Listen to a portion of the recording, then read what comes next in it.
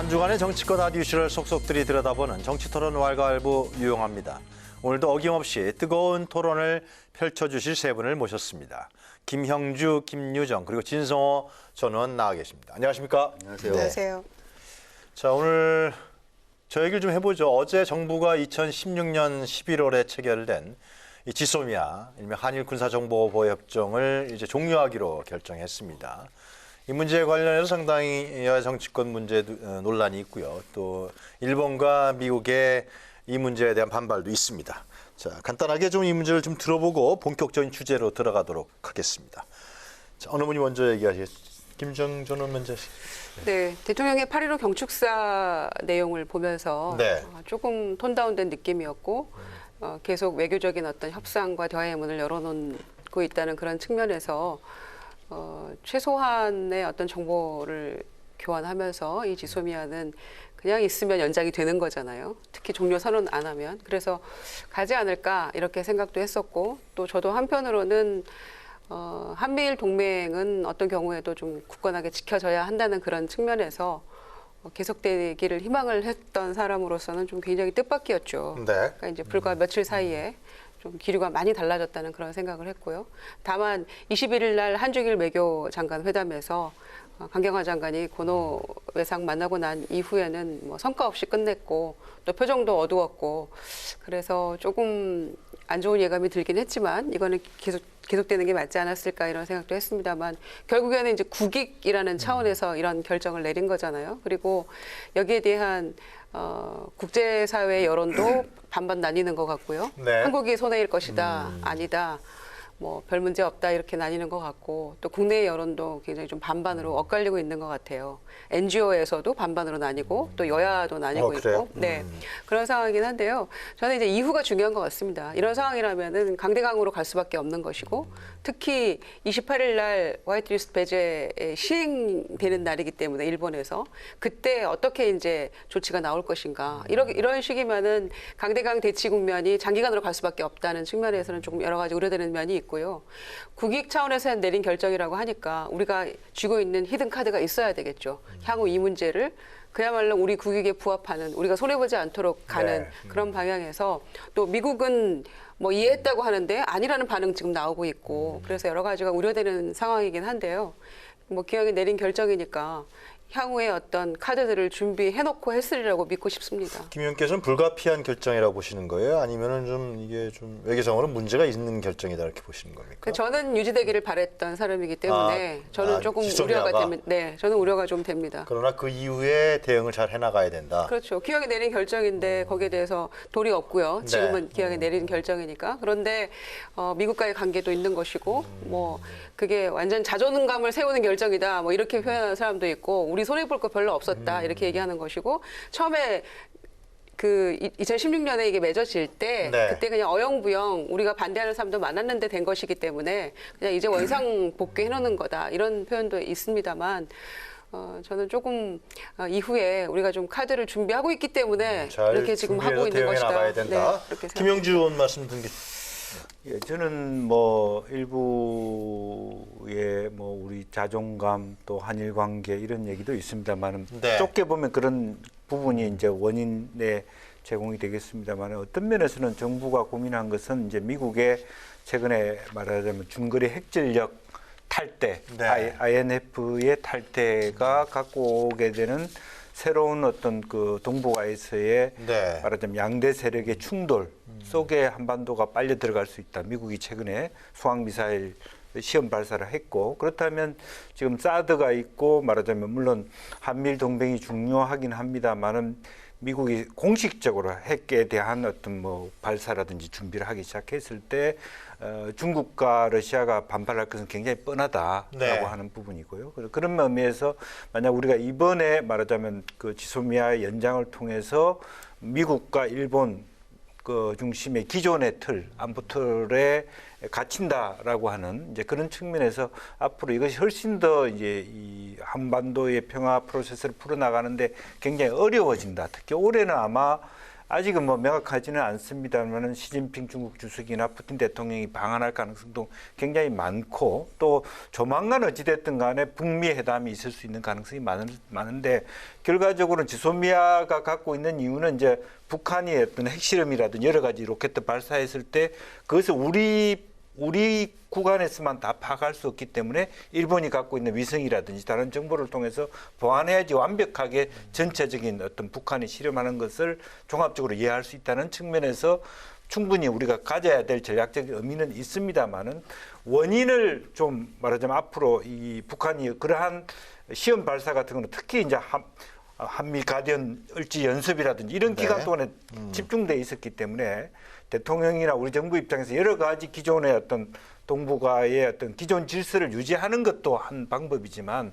근원적으로 어떤 이 한반도와 동북아가 말하자면 핵무장 혹은 어떤 서로 군비 경쟁 시대가 돼서는 안 되겠다 하는 그런 고민들이 이 안에 들어있다는 것을 좀 청와대에서 얘기하고 국민 있습니다. 주권이라는 얘기를 강하게 한 것 같은데요. 뭐 그런 부분에 있어서는 네. 충분히 이제 한편으로 아까 얘기한 대로 우리의 자존감, 특히 이것이 원인이라고 하는 것이 일본이 우리로 하여금 안보 동맹을 한 만큼의 이웃으로 생각하지 않는 이상 우리가 짝사랑할 수는 없다. 우리도 자존심이 있다라고 하는 그런 차원이겠습니다만 그런 차원보다는 네. 그렇게 간단한 문제가 아니다. 지소미아 문제를 지금 시기적으로 연장했을 때 앞으로 동북아에 밀어닥칠 여러 가지 어떤 강대국 간의 충돌에 있어서 과연 이게 올바른 해법이겠느냐 하는 그러니까 고민들이 뭐 안에 있다라고 북중러, 봅니다. 한미일 이러한 예. 대립 구도가 될 수도 신냉전 구도가 될 네. 수 있다. 뭐 그런 판단을 한 것 같다. 하는 것이고 그런 또 말씀이세요? 결과적으로 또 미국이 결과적으로는 뭐 우리에게는 굉장히 값비싼 그래요. 영수증을 뭐 요구하면서도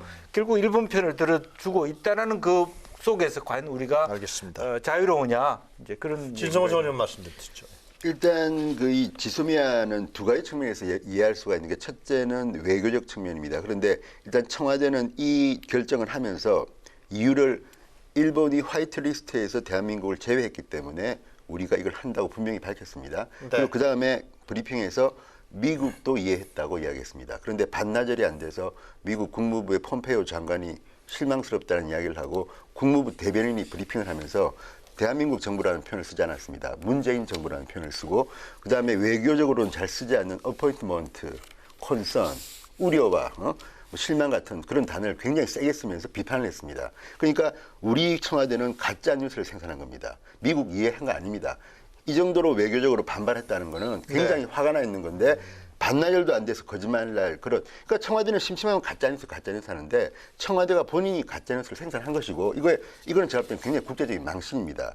또 하나는 지금 이 지소미아 문제는 경제 문제만이 국한된 게 아니라 안보, 외교 굉장히 다양한 건데 지금 말씀하신 것처럼 한미일 이 축이 흔들리게 된다는 걸 의미합니다. 특히 미국이 일본도 일본이지만 지금 미국이 사실은 이 문제 때문에 해리스 대사도 얼마 전에 뭐 30대 기업 뭐 조창 간담회에서 도 부탁도 하고 막 그랬는데 어제 오전만 해도 청와대에서는 이걸 연장을 하고 다만 실질적으로는 전혀 정보 교환을 하지 않겠다 이런 가능성이 진보 진영의 평론가들도 그렇게 이야기했습니다. 그런데 오후에 분위기가 바뀌어가지고 파기를 했습니다. 그러니까 이게 여기에 대해서 이제 나경원 원내대표나 이런 사람들은 조국 덮으려고 하는 거 아니냐 이렇게 이야기를 했습니다. 그리고 실제로 강기정 정무수석이 국회를 왔습니다. 기자들이 두 가지를 물었습니다. 하나는 뭐냐면 자 강기정 정무수석이니까 조국 의혹 때문에 지금 시끄러우니까 이거를 지소미아를 갖다가 파기시켜가지고 논란을 갖다가 이제 불을 다른 데로 옮겨붙는 거 아니냐 기자들이 질문한 겁니다. 네. 또 두 번째는 이제 박근혜 이재용 재판도 묻고 했는데 그 정도로 지금 조국의 이 분위기가 뜨겁기 때문에 이 지소미아도 그런 연상에서 지금 정치적으로 공세를 하는 어쨌든 이런 의심을 가진 사람들이 많다는 건 분명한 것이고 그 다음에는 일본입니다. 일본은 어떤 의미에서 오늘 반응을 보니까 굉장히 거세죠? 거세지만 굉장히 조금 얄밉게 합니다. 뭐냐면 당신들 이거 이렇게 하는 거는 상당히 안 될 텐데 그러면서 해봐, 실질적인 문제가 뭐냐면 지금 일본도 이걸 하게 되면 불쾌하지만 대한민국이 아까 방금 말씀하신 것처럼 실리적으로 우리가 그럼 한일 이 군사정보 교류를 할 때 뭐가 중요하냐 이번에도 북한이 미사일 도발할 때 우리 국방부 다 틀렸습니다. 미사일 도발 몇 킬로미터를 날아가는지도 모르고 이게 뭐 고도가 얼마인지도 다 틀렸는데 일본에서 바로잡아졌습니다. 둘 다 600킬로미터다. 왜냐하면 일본은 나름대로 굉장히 이 정보, 군사 정보 이런 것들이 좀 돈을 많이 썼습니다. 그렇다고 하면 예. 실리적으로 우리가 그러면 한일, 이건 이제 실리적인 면입니다. 그런 거고 또 하나는 자, 그럼 이걸 끊어버리고 한일, 미, 주권 국가로서 각자 하자 그렇게 되면요. 국방비가 엄청나게 앞으로 늘어날 겁니다. 일단 트럼프가 방위비 분담을 더 강하게 요구할 것이고 또 하나는 우리는 그럼 따로 그럼 일본하고 같이 안 한다 따로 한다 그러면요. 일본은 국방비 이런 거 굉장히 세고 굉장히 거기는 나름대로 돈이 많습니다. 그런데 우리가 그런 식으로 완전 그런 경쟁을 하게 된다 그러면 지금 자꾸 문재인 대통령은 국방비 늘린다고 하지만 그 늘리는 네. 정도 가지고 이걸 갖다가 실리적으로도 문제가 예, 있다. 그러니까 이거는 지금 우리나라 입장에서는 상당히 문제가 생기는 거기 때문에 여기에 대해서는 고민을 좀 할 필요가 있는데 그 지금까지 2016년도에 체결해서 지금까지 29건의 정보 교류가 있었다 그러던데요. 예. 그 작년에 남북 그 관계가 상당히 평화로운 관계가 갔을 땐 2건밖에 없었다 그러더라고요. 그러니까 바로 그겁니다. 그러니까 이번 청와대 발표에도 보면 네. 긴장 완화가 됐기 때문에 이 한일 간의 군사정보 교류가 지금 현재는 조금 덜하다는 그런 뉘앙스의 발표가 있었습니다. 근데 네. 저도 이해는 할 것 같지만 그거는 또 뭘 의미하느냐. 김정은에 대한 신뢰입니다. 김정은은 선의를 가진 사람이고 군사 도발을 하지 않을 것이라는 전제하에서 한 건데 군사 문제는 안보는요. 국방비를 투자해가지고 돈을 많이 쓰더라도 전쟁이 없을 때는 그럼 그게 다 무용지물입니까? 아닙니다. 미래를 대비하는 거 아닙니까? 그렇다 그러면 네. 실질적으로 최근에 긴장 완화 때문에 그런 정보기관이 별로 없었다 하더라도 미래를 보고 하는 건데 그걸 가지고 그런 식으로 하는 거는 제가 이제 김정은의 신임에 너무 우리가 알겠습니다. 심하는 것 같아요. 한마디만 더 하면 결과적으로 간단하게 본 주제로 들어가야 되니까. 징용 문제라든지 일본의 사과 이런 부분이 없는 가운데 아베가 하고자 하는 게 사실은 이제 정상국가 결국 자위대를 예. 일반적으로 어떤 강화시키는 건데 그 한국이 갖고 있는 딜레마이기도 하지만 어쨌든 한일 간의 정보 교류 혹은 그 군사적 협력의 강화라고 하는 것은 자위대의 말하자면 한반도를 커버해주는 그런 것의 정당화를 받아야 되는 부분이고요. 그런 요구가 미국과 같이 왔을 때 우리는 무엇을 할 것인가 어떻게 할 것인가에 대한 문제도 있다라는 것을 좀 얘기를 하고 실로 싶고요. 아삭이라 그래서 예. 군수 지원 협력을 맺으려고 했었죠. 네, 박근혜 이제 정권 때. 그런 부분에 대한 우리가 지금 현재는 드러나고 있지만 아베가 왜 이걸 강화시키고 합니까? 한국과의 관계를 함으로써 일본 국내 정치에서 지렛대를 삼고자 하는 것은 네. 결국에는 자위대의 보편 국가인데 알겠습니다. 지금 그런 부분에 어떤 우리 자위대가 우리나라를 보호해주는 그런 시대를 과연 우리가 원하는 자, 것인지. 김정은 의원님한테 한마디만 제가 여쭤보고 본 주제로 넘어가죠. 아까 좀 전에 대응이 중요하다 그러셨는데 네. 지금 얘기하는 건 결국 이런 지소미아를 우리가 연장 안 함으로 인해서 결국 미국이 한미일 군사협력을 원했던 미국이 강력하게 일본에 종용을 할 것이다. 현재 여러 가지 그 경제적 제재 문제라든가 전쟁 문제라든가 이걸 풀 수 있는 중요한 고리를 미국이 갖고 있기 때문에 미국한테 압박을 넣는 카드가 되는 것이다. 이번에 이 문정부의 결정은 그런 얘기에 대해서 어떻게 보세요? 우리가 이거를 깰 수도 있다라는 것이 미국과 일본에 대해서 이제 압박 카드가 될 수 있다는 거였죠. 네. 그리고 압박 카드로서 상당히 실효성이 있을 거라고 우리가 예측했는데 지금까지 미국은 특별한 태도를 취하지 않았었죠. 않았죠. 둘이 네. 알아서 해라라는 그런 식이었고 또 둘 다 원하면 우리가 개입할 수 있다라는 정도로 트럼프 대통령도 멈췄단 말이죠. 그리고 이제 우리가 이제 이거를 그 종료 선언을 했기 때문에 네. 오늘 일본 측에 공식 문서를 전달한다고 하는데 과연 그러면 압박 카드로서 별 실효성을 못 느꼈어요, 우리가. 우리는 굉장히 힘이 있다고 느꼈는데 그리고 그게 종료가 돼 버렸는데 그러면 과연 여기에 대해서 미국이 어떻게 나올 것인가. 거기에 대해서도 저는 조금 의문입니다. 좀 미국이 불안하다? 불안하죠. 그러니까 그런 측면에서 미국과 우리는 굉장히 이제 김현종 2차장도 미국 다녀오고 뭐 조야의 뭐 여러 네. 분위기를 살폈다고는 하는데 과연 그 기류를 제대로 읽은 것인가. 저는 그런 점에서 조금 의구심이 있고요. 조금 이 부분에 그러니까 우리 대해서 정부로서도 억울한 게 있습니다. 사실은 현재의 말하자면 국방부 중간 어떤 그 강화 대책이라고 하는 것이 거의 우리 그 국방비가 사실은 40조 정도 되는데 네. 향후 5년간 200조 이상을 갖고 항모를 가지고 말하자면 F-35A, B를 다 올린다라고 하면 사실은 국방력을 강화하는데 사실 그 배경은 뭡니까? 미국이 요구하는 대로 군비를 사들이는 거예요, 사실은. 그런데 실제적으로 미국은 우리 편을 드는 것보다는 사실은 중간에 양다리를 걸치면서 일본 편을 실제 들고 있는 것이죠. 그런 억울함도 있는 것이고 네. 실제로 우리 국방력이라고 하는 게 아시다시피 세계 7위권의 국방력을 갖고 있는 것이기 때문에 우리로서도 악설이 못하고 그냥 무조건 좋은 게 좋다는 식으로 받아들이기는 어렵다라는 부분이 네. 있습니다.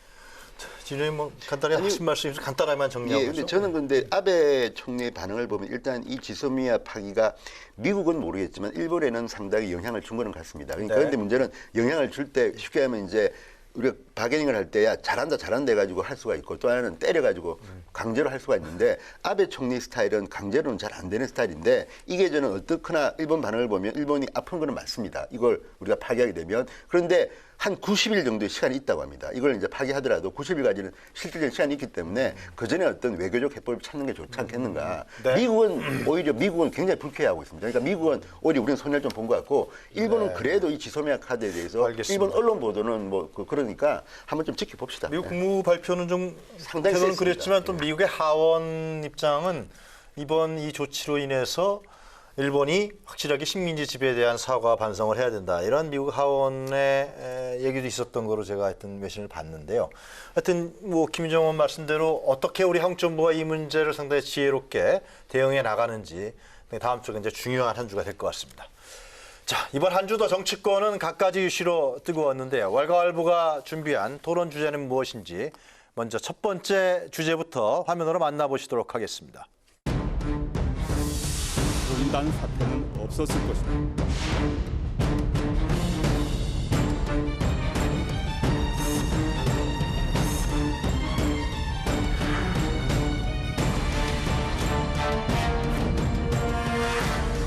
모든 중에 있는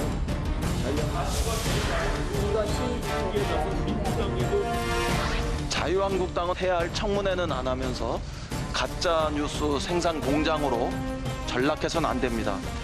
아니면 말기 시기에 의혹을 부풀리고 과장해서 조국 법무부 장관 후보자의 가족에 대한 인권 살해에 가까운 비방을 반복하고 있습니다. 조국 후보자가 가짜뉴스 운운하면서 미꾸라지처럼 빠져나가려는 모습을 보였습니다. 조국 후보자가 법무장관 후보자 지위를 유지하는 그 1분 1초가 대한민국의 치욕이고 국민의 아픔입니다. 더 이상 국민들에게 좌절감 심어주지 말고 당장 물러나십시오. 위장 소송, 위장 매매, 위장 이혼, 위장 투자까지 차마 입에 담기도 민망스러운 저질스러운 추문들이 마치 고구마 줄기처럼 파도 계속해서 딸려 나오고 있는 상황입니다. 문재인 대통령께 말씀드립니다. 조국 후보자에 대한 법무부 장관 지명을 철회해 주시기 바랍니다. 국민들께서도 의혹이 우리 경제의 활력을 걷기 위해 의혹의 눈길을 보내고 있다는 점 알고 있습니다. 네, 화면으로 보셨습니다만 월가월부 오늘의 첫 번째 주제는 아주 핫한 주제죠. 조국 후보자 신상 털기 대 진실 은폐, 조국 의혹 전면전, 향후 파장은 어디까지 갈 것인가입니다. 여야가 장관 후보자들의 인사청문회 일정을 속속 합의해 나가고 있는데 이 조국 후보자 놓고서는 강대강 대치를 이어가고 청문회 일정은커녕 공방만 격화되고 있습니다. 또 더불어민주당은 무분별한 신상 털기라면서 야당을 향해서 정치 공세를 중단을 촉구했고요. 한국당은 비리 종합 세트라면서 후보자의 자진 사퇴와 문재인 대통령의 사과를 요구하고 나섰습니다. 자, 이 문제 오늘 저희 정치토론 왈가왈부에서 좀 가닥을 좀 잡았으면 좋겠어요. 이걸 어떻게 해결해 나갈지 아주 진흙탕 속에 들어가 있는 것 같은데요. 네, 김영주 전 의원부터 말씀. 예. 이제 청문회의 기능이라고 하는 것이 네. 어쨌든 의혹을 제시하고 또 후보자가 해명을 하고 그래서 종합적으로 판단했을 때 이 후보자가 예를 들어서 사실과 다른 얘기를 했다든지 이제 이런 문제 또 내용적으로도 보면 이 청문회라고 하는 건 후보자가 갖고 있는 윤리성이라든지 네. 또 전문성, 자질 이런 것들을 같이 표현하는 건데 지금은 이제 모든 어떤 자질과 비전 어떤 이 사람이 법무부 장관인지 뭔 장관인지 어떤 후보인지도 모르고 개개인의 신상 털기에 네. 몰두하고 있다는 측면 그리고 또 실제로 직계 가족 같은 거는 괜찮아요 사실은 그런데 본인의 자녀라든지 어떤 그런 건 괜찮은데 뭐 자기의 동생이 이혼을 했는데 이혼이 위장인지 아니까지 하는 건 좀 과하고 네. 또 그분의 어떤 묘소까지 찾아가서 며느리가 이름이 적혀 있니 않나 그렇게 얘기하는 건 좀 후보자의 검증의 선에서 떨어져 있다는 측면, 그리고 실제로 날짜를 잡아주지 않고 또 청문회도 물론 합법적인 뭐 기간이라고 합니다만 뭐 3일 동안 하자라고 하는 것은 정치적 공세가 분명히 있는 것입니다. 그래서 그동안의 과정에서 여러 가지 나타나는 의혹에 대해서 후보도 조금 더 성실하고 겸허한 자세로 해명할 건 해명하고 네. 또 그렇게 해야 될 필요가 있는 거고, 또 이 정부 여당에서도 모든 여러 가지 의혹을 다 전부 다 허위사실 가짜뉴스라고 얘기하는 것도 좀 과한 측면이 있고, 실제적으로 팩트가 나오고 있는 부분에 대해서 최종적으로는 국민들이 판단할 수 있도록 청문회를 열어줘야 됩니다. 네. 그래서 그것 하기 전에 이미 후보가 자격이 없다, 또 청문회 날짜도 잡아주지 않는다 하는 것은 저는 과하다고 생각이 듭니다. 너무나 신상털기가 심하다. 네. 그리고 야당이 청문회 날짜도 안 잡아준다. 이거는 정치 공세의 아주 극도의 현상이다. 그렇습니다. 따질 건 따지고 어쨌든 그런 부분에 청문회를 대한 열어야 기회는 된다. 줘야 된다. 예, 그렇게 생각합니다. 근데 일단 이인영 원내대표에 비해서 가짜 뉴스 나오는 거 보니까 네. 이제는 굉장히 본인들이 코너에 몰린 것을 아는 모양입니다. 이분들은 몰리면 다 가짜 뉴스라고 합니다. 가짜 뉴스면 이거는 가짜 뉴스고 이거는 맞고 해야 되는데, 지금 조국 후보자 본인 입으로 요즘 말이 좀 바뀌는 게 있습니다. 며칠 전에는 출근길에 기자들이 물어보니까 이거 뭐 입시 부정 의혹 가짜 뉴스라 그랬는데 네. 이제 말이 바뀝니다. 물어보니까 지금 맞는 게 지금 다 들어간 거 아닙니까? 그리고 또 하나는 지금 이인영 원내대표나 민주당은 자꾸만 자유한국당 이야기 하는데, 지금 저 단국대학교의 그 의학 영어 논문에 일저자 등재됐다, 이거 민주당 착각합니다. 한국당이 한 거 아닙니다. 동아일보가 특종입니다. 지금 아침 일어나면요, 이거는 중앙일보가 특종한 것이고, 이거는 조선일보가 특종한 것이고, 이거는 한국일보가 특종한 것이고, 특종 기사가 너무 많아가지고 읽다 보면 조국, 아까 진흙탕 속으로 뭐 했는데, 이건 진흙탕 속이 아니라 조국이 진흙탕 속에 빠져 있는 겁니다. 네. 후보자가 지저분한 의혹을 받으니까 이게 나오는 거지. 아니, 언론들이 무슨 뭐 인격 살인 하고 싶어 합니까? 그리고 또 지금 그 동생 이야기 했는데, 동생하고 이혼한 전처는요, 이분들 이름이 왜 나오느냐? 가만히 있는데 이분들을 왜 끌어냅니까? 이분들이 다 부동산 실명법 위반,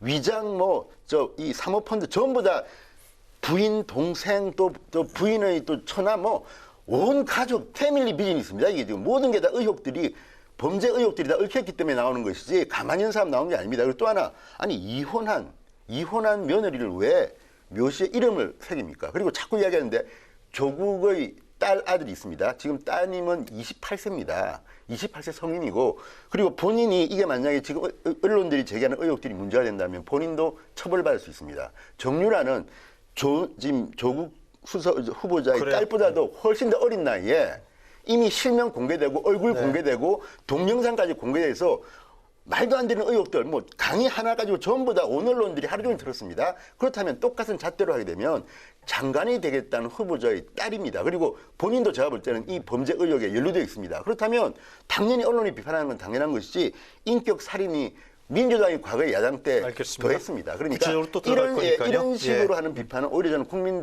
국민들의 마음을 후벼 파는 짓이다. 진영 민주당은 이런 것들은 말씀은 정말 오만하다고 한국당에서 봅니다. 제기한 게 아니라 언론에서 제기한 것이고 국민적 의혹을 받고 있는 것이다. 이런 요지 같아요. 김정은 의원님도 할 말이 많을 것 같은데요. 일단 조국 후보자는 문재인 네. 정부 개혁의 아이콘이죠. 그렇죠. 그런 점에서 조국 당신마저 이런 국민의 분노가 있는 것이죠. 그 지점에서 아직도 문재인 정부와 민주당이 국민의 이 정서를 100% 이해하지 못하고 있구나, 이런 안타까움이 있고요.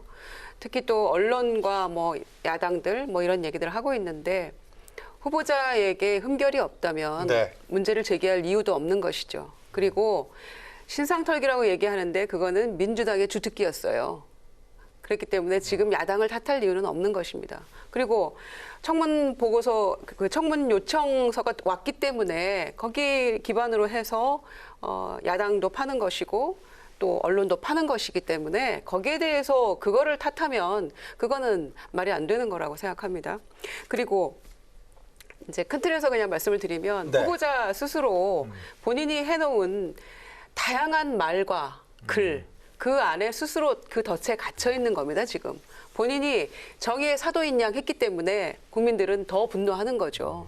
강남 좌파라고 불렸던 그 조국 후보자, 당신만큼은 아니겠지라고 네. 믿었던 국민들의 기대를 깡그리 저버린 것이죠. 특히 교육 문제에 있어서는 허탈함과 그 분노는 이루 말할 수 없고요. 그거는 쉽게 사그라들 수 없는 분노라고 생각합니다.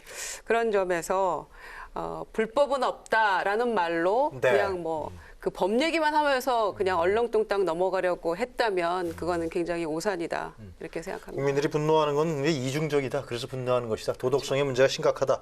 자, 그러면 여러 가지의 지금 문제점들이 제기되고 있는데요. 이게 너무 많아서 저도 오늘은 뭐 저희가 시간이 관계상 한 두세 가지만 짚어보죠. 먼저 사모펀드 얘기부터 좀 해볼까요? 사모펀드 얘기 누가 먼저 해주시겠습니까? 네. 사모펀드는 네. 이제 핵심이 그런 것 같습니다. 이제 약정을 한 거하고 네. 실질적으로 이제 10억 정도 간 거하고 또 그것을 어떤 사모펀드 75억을 하기로 했다라고 하는 것이 정관에 만약 적혔다면 이건 위법이 된다라고 하는 부분이 하나 있고요. 또 그리고 실질적으로 본인들은 그렇게 얘기한 적이 없다고 하기 때문에 그게 이제 논쟁이 하나 될 수 있고 두 번째는 아무래도 이제 그 시기일 것 같아요. 실제적으로 어떤 그 정무 민정수석이 된 이후에 그런 일을 했다라고 하는 2개월인가 3개월 네, 지난 다음에. 그렇다면 공직적으로 사실은 공직에 나서면 주식 같은 것도 백지 신탁을 하는 데 있어서 사모펀드에 있어서도 그런 부분이 이제 연관이 될 수 있는 부분, 같이 적용이 돼야 되지 않느냐 하는 부분. 그리고 실질적으로 그 아이들 문제도 또 거기 연관이 될 것 같습니다. 약정하는 데 있어서 아이들 이름도 올라가는 것이 사회적으로 과연 가능한 얘기인가, 통용 가능한 얘기인가, 이제 그런 부분이 있고 또 하나는 이제 블라인드 펀드라고 하는 부분들 자체를 어떻게 이해할 것이냐, 아무 목적도 밝혀지지 않는데 거의 맞자면 말 그대로 100억 정도를 모으는데 75억을 조국이라고 하는 사람이 투자하기로 했다면 실제로는 10억만 주는데 그것을 가지고 다른 사람에게 그것을 악용해서 돈을 받아올 수 있는 부분, 이제 여러 가지 몇 가지 어떤 그 말하면 비도덕적이고 비합법적인 그런 공간들이 존재하기 때문에 논의가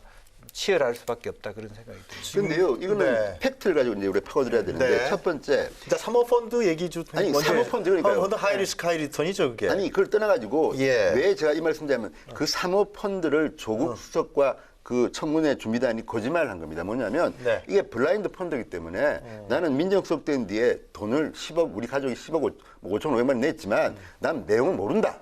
그랬는데 알고 보니까 이 정관을 보니까 계속 보고를 해야 됩니다.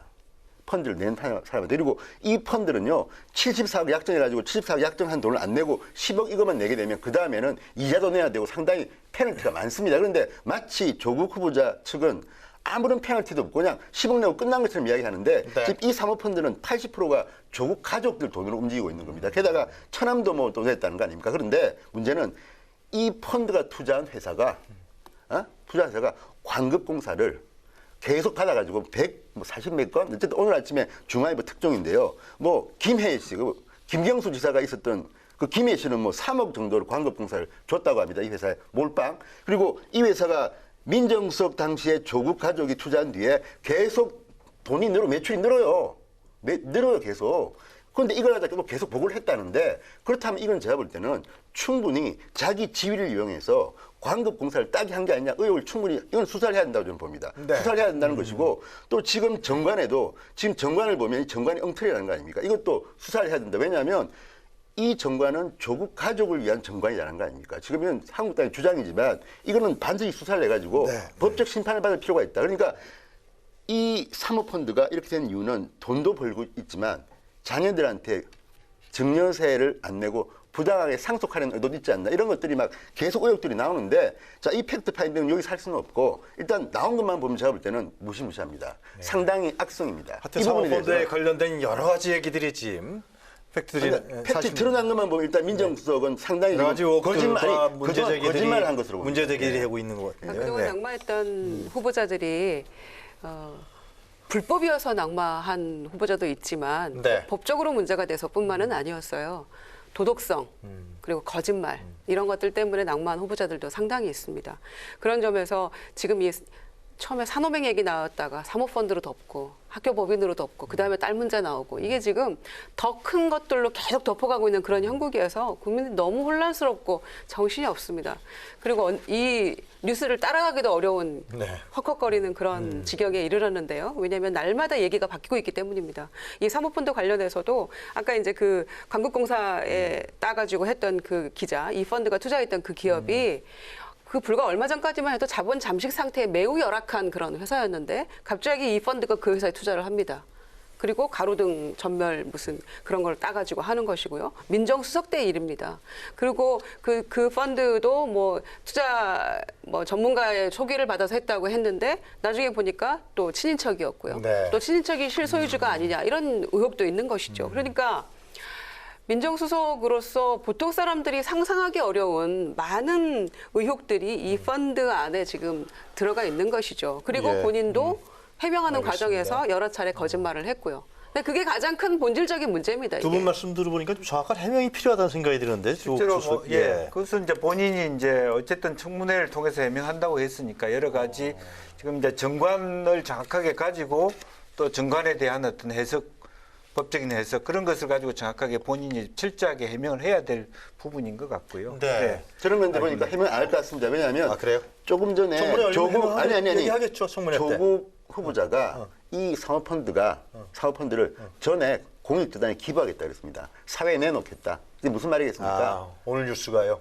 포기했습니다 지금. 이 사모펀드뿐만 아니라 그 뭐 재단이 학교 재단 있죠. 이것도 사회 환원한다. 그러니까 지금 이분들은 뭐가 문제가 생기면 과거에도 비리를 저지른 분들은 문제가 생기면 다 사회 환원하겠다 한 분들이 많지 사회 않습니까? 환원하더라도 일단은 의혹에 대해서는 해명하고 해야겠죠. 일단 사모펀드 전체를 지금 공익 뭐 재단에 기부하겠다. 청문회 사람들 때 보니까 청문회가 열리게 되면은 뭔가 문제가 있으니까 그걸 내놓지 그걸 뭐 문제도 없는데 알겠습니다. 내놓겠습니까? 알겠습니다. 예. 거의 뭐 거의 정답이 자, 나오고 있죠. 지금 이제 사모펀드 얘기는 그 정도로 저희가 얘기를 하고요. 시청자분들이 어느 정도의 문제점이 있는지 짐작하셨을 것 같아요. 자, 가장 핫한 주제죠. 그 딸 문제.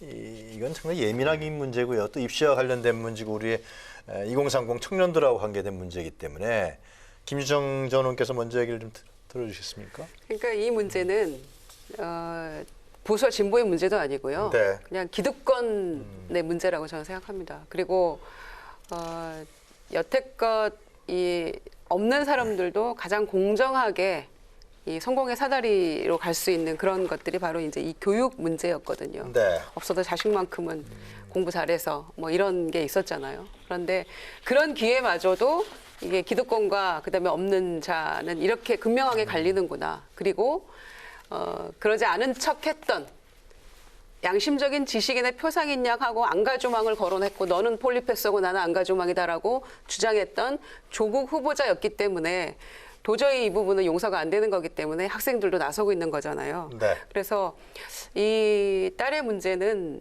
그러니까 결론적으로는 여러 가지 스펙을 부모의 배경을 이용해서 여러 스펙을 쌓고 결국에는 부산대 의학전문대학원에 입학을 한 거 아닙니까?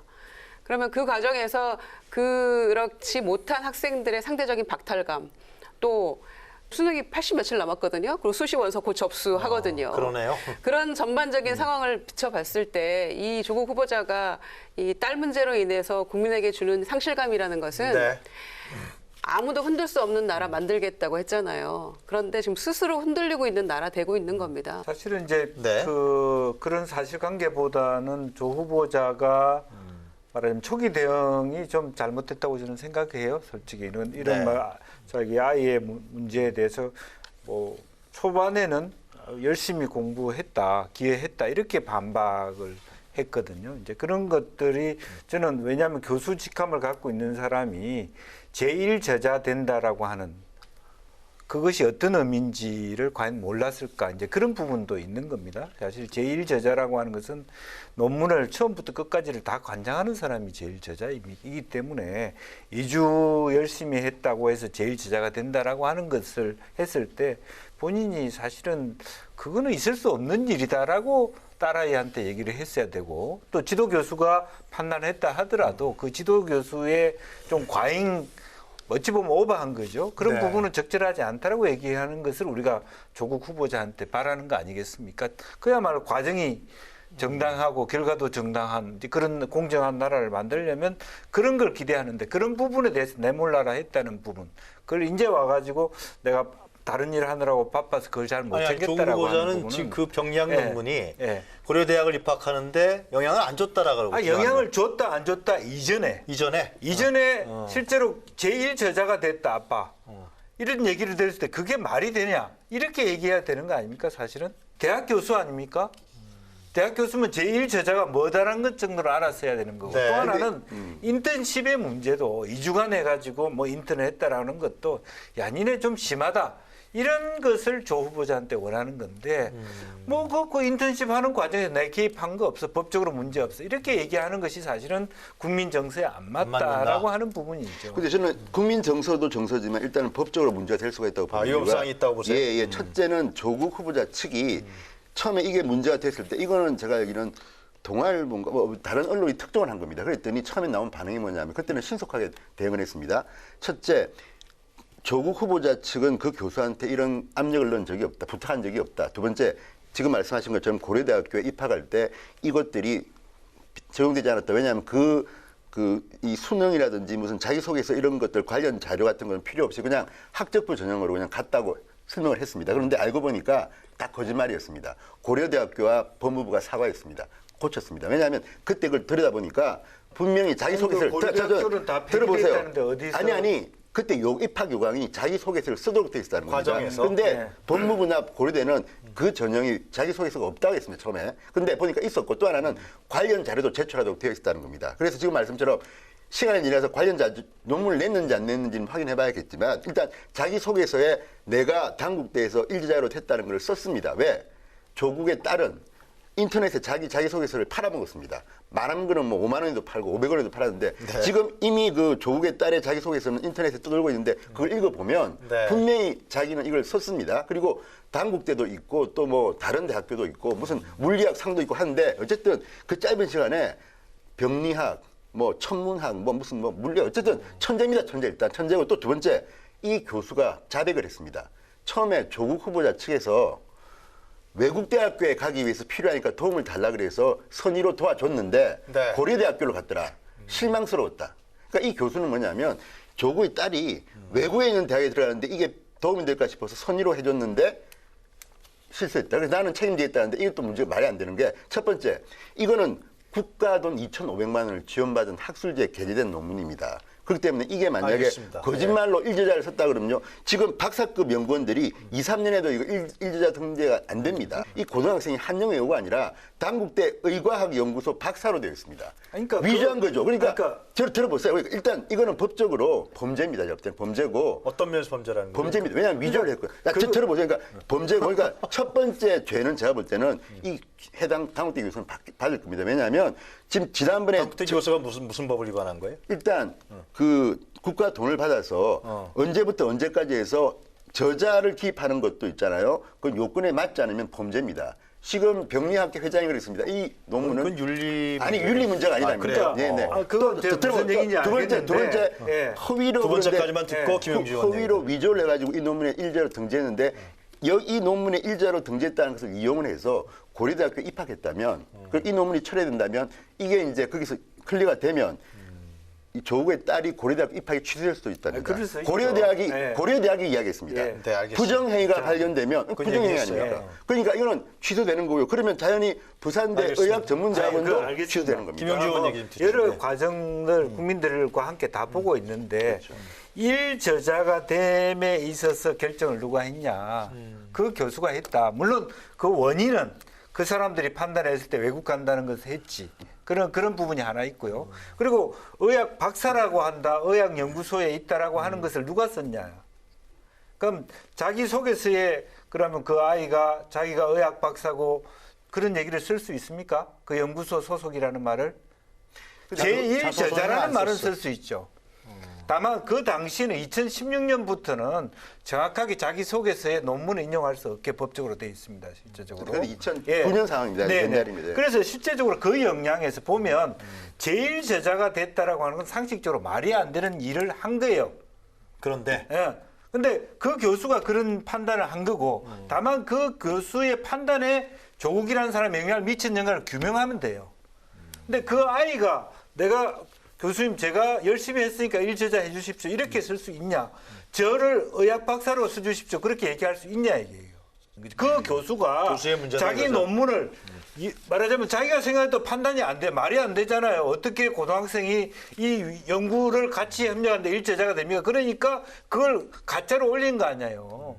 그러니까 그건 의미가 된 거죠. 그런데 그 문제를 이렇게 단정적으로 말씀하시면 안 되고요. 그러니까 영향을 미치지 않았다라는 그것도 얘기예요, 우리가 지금. 대단할 수가 없는 이유가 첫 그걸 번째 규명해야 되는데 영향을 미치지 않는다는 뜻이 아니고 일단 당국대학교가 규명을 해야 되는데 네. 구분을 하자는 아니 얘기예요. 당국대학교가 진상규명위원회를 만들었습니다. 그러니까 기다려보십시오. 그 당시 대한민국이요? 학생이 아니, 들어보십시오. 박사라는 얘기를 쓸 수 아니, 있었겠냐고요. 그거는 그렇게 생각할 수도 있지만 문제는 왜 그러면 일제가 등재했냐는 지금 수사를 하든지 조사를 할 수밖에 없는 네, 이유가 그러니까요. 들어보세요. 그건 우리가 예단할 수는 없고 그러니까 물론 수사를 해야 되고 규명해야 아니, 되는데 그런데 그렇죠. 왜 박사 이름을 올렸다는 걸 그 아이 문제로 얘기를 아니 하냐고요. 그 문제도요 조사를 해본 이유가 첫 번째 그 학생이 설령 올릴 때는 그 교수가 올렸다 하더라도 그게 부당함을 알면서 그럼 상식적으로 생각하면 들어보세요. 대학 가겠다는 애가 자기가 의학 박사다 무슨 생리학 박사라 그런 말을 올린다는 게 말이 됩니까? 아니 자기 속에서요? 그걸 뒤에 알고도 논지가 안 하신 것 같아요. 아니 자 제가- 한마디 정말요. 그래요. 생각해보십시오. 정유라는 진성호와 한마디 듣고 김유정 의원님에게 듣겠습니다. 금메달을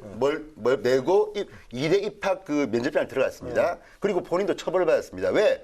그게 부당한지 알면서 시킨 대로 했기 때문입니다. 조국의 딸이 아니라 그 교수가 했던 행위라 하더라도 네. 이 논문에 자기가 일제로 들어간 게 부당함을 알면서도 그 논문을 가지고 이용해서 고려대학교에 들어갔다면 예. 부정행위를 한 겁니다. 알겠습니다. 그러니까 그 문제는 부정이다? 부정이다가 거기까지 수사 얘기하라는 결과에 거예요. 따라서 알겠어요.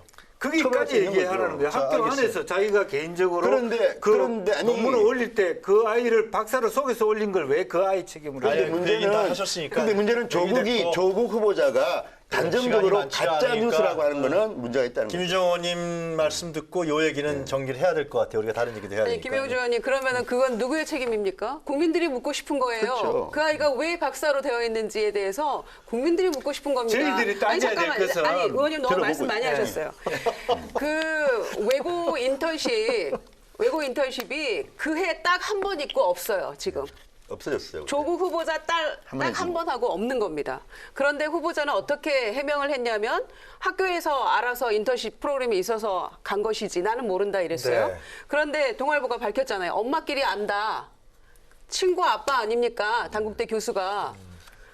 그리고 지금 제일 저자로 된 거예요. 그런데 후보자 뭐라고 얘기했습니까? 2주 동안 매일매일 그 멀리까지 천안까지. 가서 열심히 했다. 천안까지.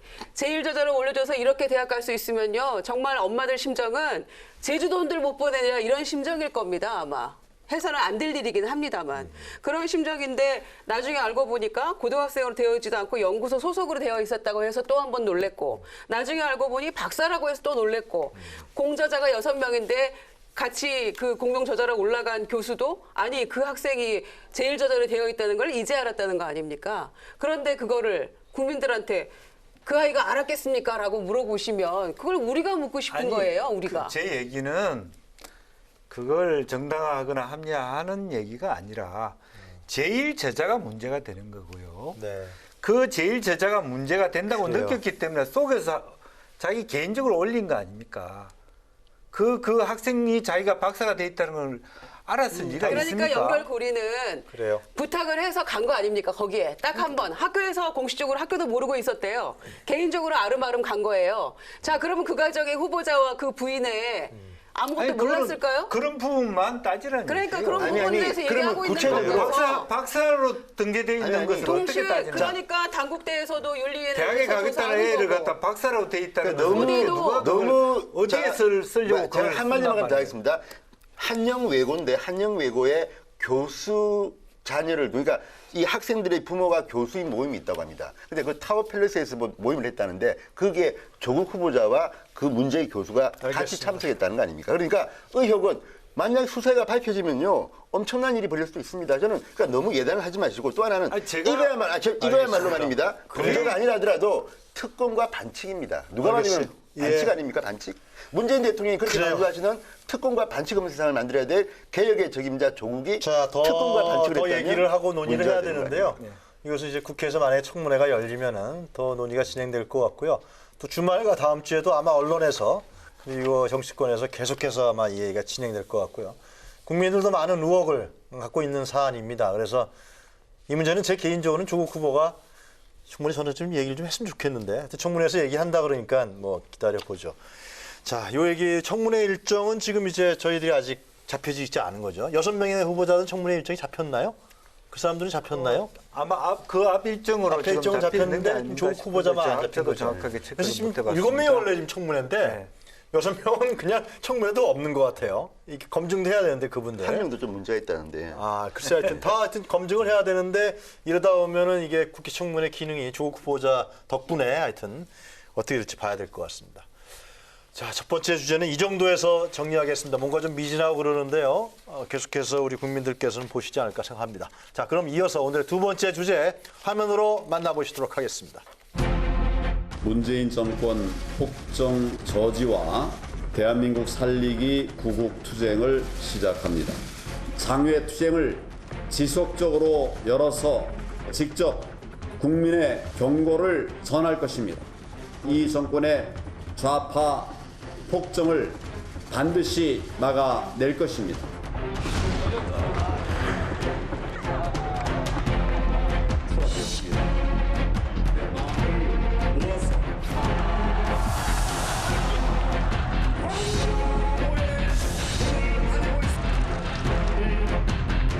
안철수 대표님, 유승민 대표님, 저와 함께 가십시오. 좌와 우, 보수와 진보, 영남과 호남의 모든 개혁 세력이 제3지대에서 함께 모여 대통합 개혁 정당을 만들어서 총선에서 승리의 길로 나아갑시다.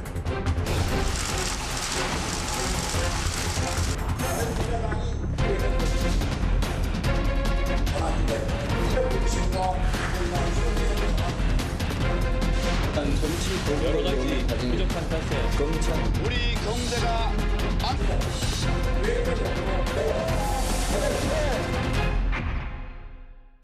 네, 왈가왈부 두 번째 주제는 황교안 장외투쟁 선언 그리고 손학규 빅텐트 선언 반전카드 될까입니다. 한국당의 황교안 대표가 문재인 정권의 좌파 폭정을 막아내겠다면서 다시 한번 장외투쟁 카드를 꺼내 들었습니다. 당에서 퇴진 압박을 받고 있는 바른미래당의 손학규 대표는 내년 총선 전략과 정계 개편 등의 내용을 담은 제3지대 빅텐트 선언을 발표했습니다. 자, 그런데 이 문제를 당내에서도 여러 가지 논란이 있는 것 같고요. 국민들도 그렇게 반가워하는 분들만 있는 것 같지는 않습니다. 자, 황교안 대표의 장외투쟁 선언. 먼저 우리 신원께서는 어떻게 보십니까? 근데 일단 황교안 내일 하죠, 내일 광화문에서. 황교안 대표가 이 장외투쟁 선언을 했다는 걸 아는 국민들이 그렇게 많을까 싶고요. 또 두 번째는 그래요? 이번에는 좀 다른 게 장외 투쟁도 하지만 원내 투쟁도 하기 때문에 지난번처럼 아예 국회를 안 들어가고 하는 게 아니기 때문에 그렇게 센 건 아닙니다. 또 하나는 황교안 대표가 이 장외 투쟁을 병행하겠다고 했을 때의 상황하고 지금 상황이 너무 많이 바뀌었기 때문에 저는 이거는 이제 조금 묻힐 거라고 보는 이유가 역시 미디어의 스팟라이트를 받기 위한 게 장외투쟁 선언이었습니다. 왜냐하면 문재인 대통령이 광복절 경축사하고 할 때 이제 황교안 대표가 이건 너무하다. 이렇게 해서 나라 경제도 끝장나고 안보도 끝장난다고 해서 이 이야기를 했는데 그 중간에 조국 변수가 등장했습니다. 이럴 때는 제가 볼 때는 황교안 대표님은 장외로 나오시지 마시고 일단 선언을 했으니까 내일 토요일 날 집회는 하시고 그 다음에는 가능하면 가만히 계시는 게 좋다고 보는 이유가 역시 국민들이 마음을 움직이는 게 중요합니다. 장외투쟁도 왜 합니까? 국민들한테 뭘 호소해보겠다는 거 아닙니까? 그런데 지금은 장외로 안 나가도 이미 조국 후보자에 대한 이 국민들의 분노가 부글부글 끓어오르고 당장 금요일에는 서울대 고려대학교에서 촛불 집회를 합니다. 근데 이분들이 한 말은 정치인들이나 이런 특정 세력은 오지 마라. 우리가 한다. 우리가 촛불 든다. 그러니까 이미 국민들이 자발적으로 현 정권의 이 문제, 반칙 특권에 대해서 비판하는데 굳이 야당이 하늘 필요는 없다고 보고 다만 이제 지금 청문회 국면에서는 좀 조심해야 될 게 너무 한국당이 나서는 거는 저는 반대입니다. 그럼 내일 장외투쟁 안 하는 게 좋다는 거예요? 하는 거죠.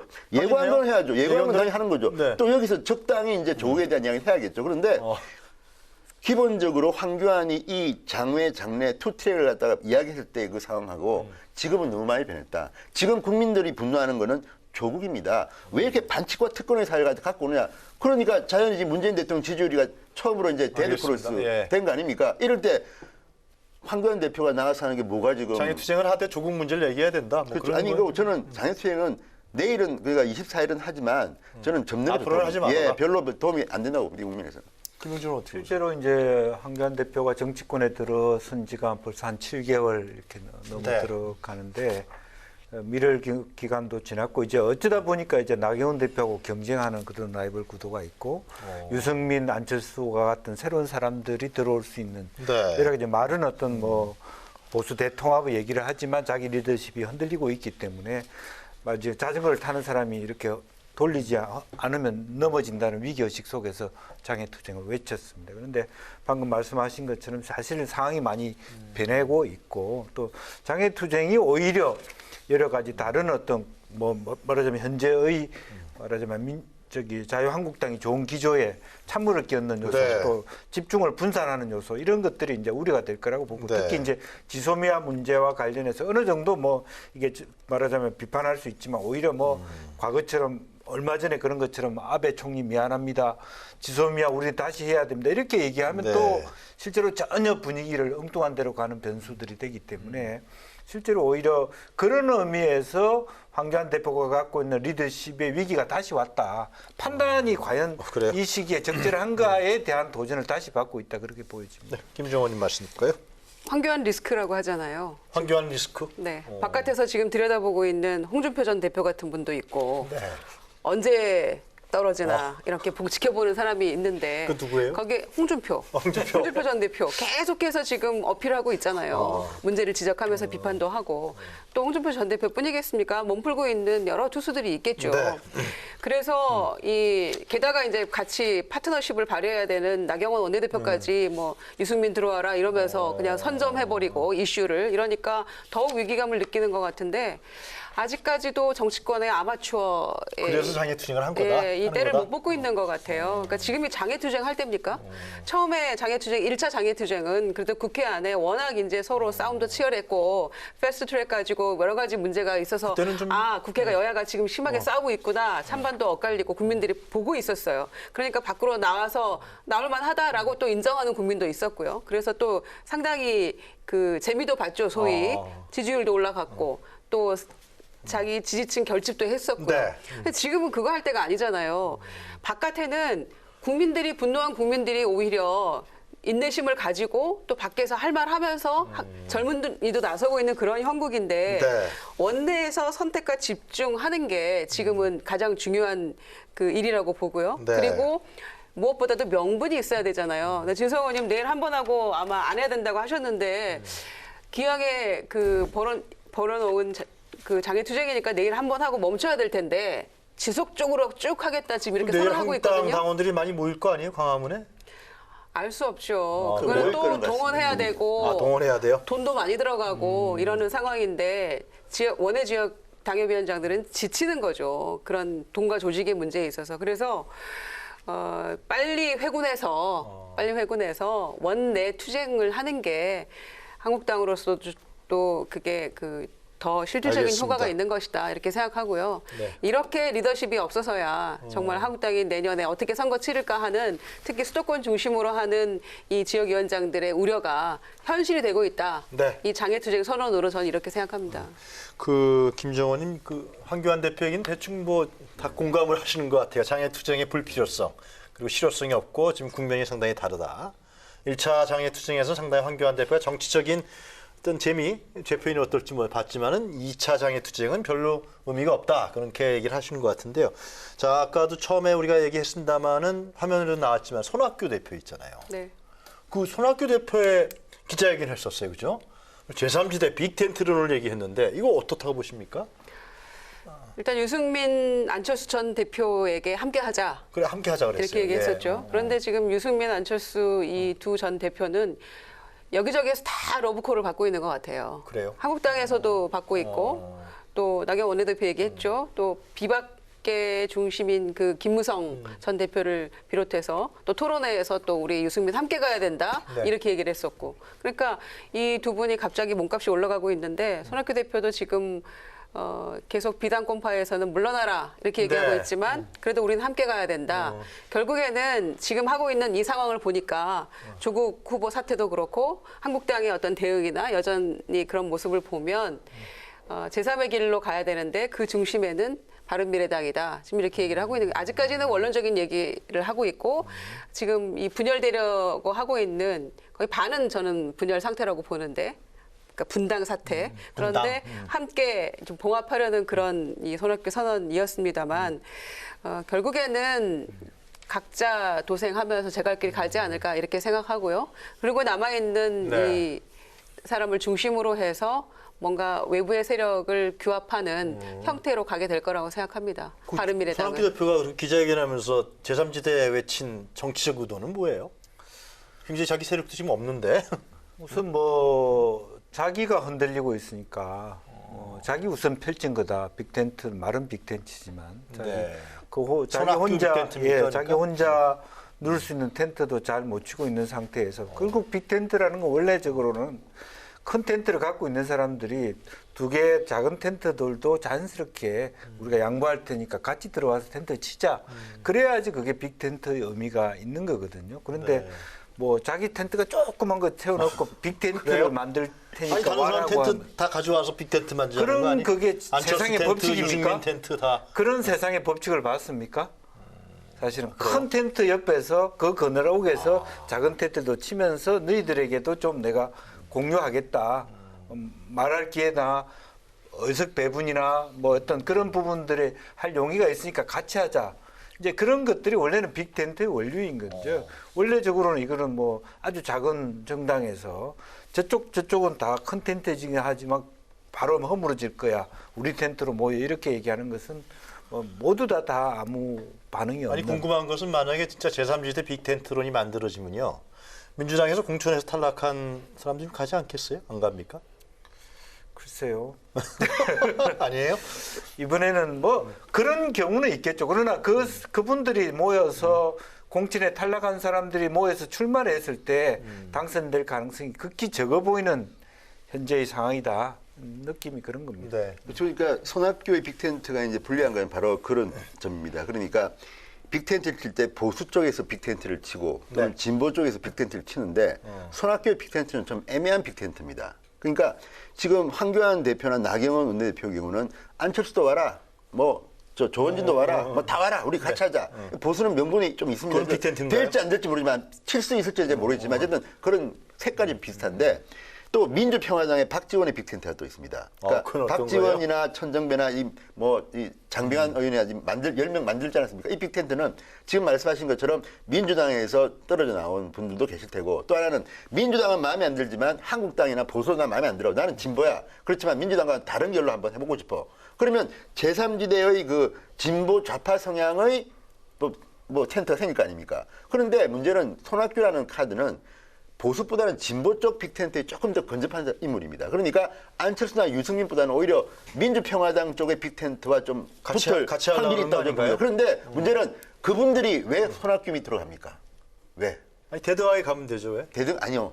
제가 볼 때는 계속 지금 박지원은 제2의 안철수를 찾고 있다는 거 아닙니까? 누군가. 왜냐하면 찾아야 됩니다. 그렇지 않으면 빅텐트에 힘이 떨어지는 건데 내 보던 얼굴 밑으로 들어가서 빅텐트를 친다? 알겠습니다. 그러니까 이걸 보면 저는 손학규 대표가 불행인지 다행인지 조국 블랙홀에 빨려 들어가서 지금 물러나라는 이야기가 뉴스가 잘 안 나오는데 추석이 가까워오고 있습니다. 이 문제에 관련해서는 아마 김정은 의원께서 제일 정보가 많을 것 같은데 간단하게 듣고서 마무리하죠. 예. 제2의 안철수를 찾아서는 안 되고요. 안철수보다 더 나은 인물을 찾아야겠죠. 그리고 빅텐트 안에 다 들어와라 이렇게 하는 게 빅텐트일 수도 있겠지만 작은 텐트를 이어서 짜깁게 해서 크게 펼쳐나갈 수도 있는 거기 때문에 지금은 서로 아니라고 하고 있지만 대한정치연대나 바른미래당이나 이제 각자 제 갈 길 가고 나머지 뜻이 맞는 사람끼리 결국에는 새를 규합할 수밖에 없거든요. 그것이 총선 앞두고 1차 어떤 짜깁기 빅텐트를 할지라도 만들어질 거고요. 그다음에 대선 앞두고 2차 뭔가 이 세력의 이합 집산이 이루어지겠죠. 저는 이제 박지원 의원의 빅텐트로는 어떤 겁니까? 간단하게. 깃발 들 사람을 찾아야 되는데 잘 안 찾아진다는 거죠 지금. 제2의 안철수. 그렇죠. 안철수는 그런데 또 씹었어요. 또 안철수는 아니더라 그러면서. 아니다 이렇게 얘기했죠. 알겠습니다. 오늘 논쟁거리도 많고 논의할 것도 많은데 워낙 시간이 좀 짧으네요. 다음 주 금요일에 또 이 얘기를 하도록 하고요. 자, 이번 한 주는 나라가 온통 이 조국 후보자 문제로 시끄러웠던 것 같습니다. 조국 주관이다 이렇게도 말을 해도 지나치 않았을 것 같은데요. 국민적인 의혹이라든가 국민적인 분노, 또 허탈감, 대립과 갈등, 또 승리와 패배 이런 것만 눈에 보였던 것 같습니다. 국회는 완전 올스톱되고요. 국정 운영은 답답했습니다. 그러나 이제 다음 주부터는 합의와 설득 그리고 인정과 양보의 정치 문화가 조성됐으면 합니다. 혼란과 대치 속에 있는 조국 후보자 문제를 국회로 가져와야 할 것입니다. 국회에서 공개적이고 투명하게 그리고 국민 앞에서 시시비비를 가려서 그가 진정 법무부 장관 자격이 있는지 무슨 문제가 있는지 철저히 검증하고 따져봤으면 합니다. 자, 정치토론 말과 알보 오늘은 여기까지입니다. 오늘 세 분 수고하셨습니다. 저희는 다음 주 금요일 이 시간에 다시 찾아뵙겠습니다. 감사합니다. 고맙습니다. 고맙습니다. 시간이 모자라서 그냥.